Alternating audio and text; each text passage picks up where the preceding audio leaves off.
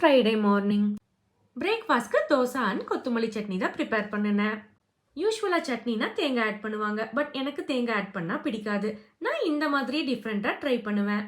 Onion, தக்காளி, ginger, கொஞ்சம் புளி எல்லாம் வதக்கிட்டு கொத்தமல்லி ஆட் பண்ணிக்கணும். எல்லாமே நல்லா வதங்கி வரும்போது சால்ட் ஆட் பண்ணிட்டு கொஞ்சம் பீனட் ஆட் பண்ணி ட்ரை பண்ணி பாருங்க. டேஸ்ட் ரொம்ப யூனிக்காக டிஃப்ரெண்ட்டாக இருக்கும். ஆதிக்கு காரம் இல்லாமல் சட்னி எடுத்து வச்சுட்டு எங்களுக்கு கொஞ்சம் மிளகா போட்டு அரைச்சிக்குவேன். இதுக்கு தாளிப்பு ஆட் பண்ணால் இன்னும் ஃப்ளேவர்ஃபுல்லாக இருக்கும். நான் பிரேக்ஃபாஸ்ட் ப்ரிப்பேர் பண்ணுற டைமில் அம்மாவும் ஆதியும் பூஜை பண்ணிக்கிட்டு இருந்தாங்க.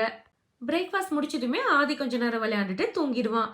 அம்மா கூட கொஞ்ச நேரம் பேசிட்டு வெளியே பால்கனிக்கு வந்து பார்த்தா கிளைமேட் ரொம்ப நல்லா இருந்தது.